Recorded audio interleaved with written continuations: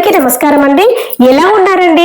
అందరూ బాగుండాలని, అందులో నేను ఉండాలని కోరుకుంటున్నాను. భువనగిరి రాజ్యాన్ని ఇంద్రవర్మ అనే రాజు పరిపాలించేవాడు. తన దగ్గర ఉన్న మంత్రి వృద్ధాప్య సమస్యల వల్ల మంత్రి పదవిని తప్పుకున్నాడు.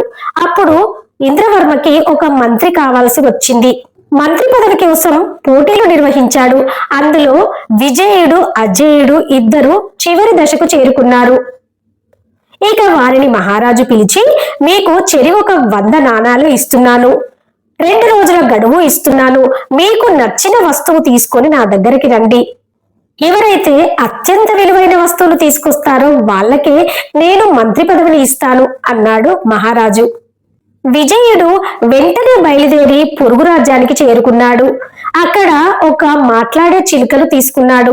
తెల్లవారేసరికి రాజ్యానికి వచ్చి, మహారాజా, నేను మాట్లాడే చిలుకను తెచ్చాను. ఇది ఎక్కడా దొరకదు.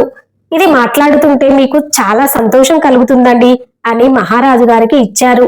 విజయుడు అనుకున్నాడు, నాకే మంత్రి పదవి వస్తుంది అని. 2 రోజుల తర్వాత ఖాళీ చేతులతో వచ్చాడు అజేయుడు. మహారాజు అడిగాడు, ఇంద్రవర్మ, నువ్వు ఏమి తెచ్చావు అని. అప్పుడు అజేయుడు ఇలా సమాధానం ఇచ్చాడు, మహారాజా, మన రాజ్యంలో ఎండిపోయిన చెరువు ఒకటి ఉంది. ఆ చెరువును నేను బాగు చేయించాను. వచ్చే వానాకాలంలో ఆ చెరువంతా నిండి రైతులకు అది పంటలు పండించడానికి ఎంతగానో సహాయపడుతుంది. అప్పుడు రైతులు పంటలు పండించి చక్కగా ఎంతో సంతోషంగా ఉంటారు. ఆ రైతులకు వచ్చిన ధాన్యంతో వాళ్ళు మురిసిపోతుంటారు. ఆ రైతుల యొక్క సంతోషాన్ని మీకు బహుమతిగా ఇవ్వాలనుకున్నాను మహారాజా అన్నాడు అజేయుడు.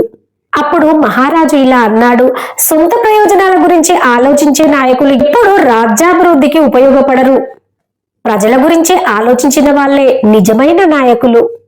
కాబట్టి అజేయుడికే నేను మంత్రి పదవి ఇవ్వాలనుకుంటున్నాను అనగానే సభలో ఉన్న వాళ్ళంతా జయ జయధ్వానాలు చేశారు.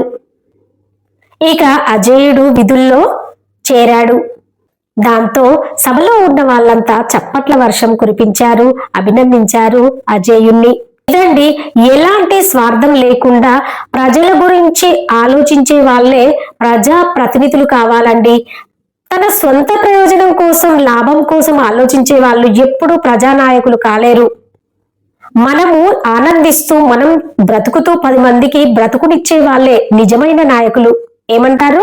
వీడియో నచ్చితే లైక్ చేయండి, షేర్ చేయండి, ఛానల్ని తప్పకుండా సబ్స్క్రైబ్ చేసుకోండి. అలాగే మరవకుండా బెల్ బటన్ నొక్కి పెట్టండి ఫ్రెండ్స్. అప్పుడే నేను చేసే ప్రతి వీడియో మీ మొబైల్కి నోటిఫికేషన్ రూపంలో వస్తుంది. ఉంటానండి.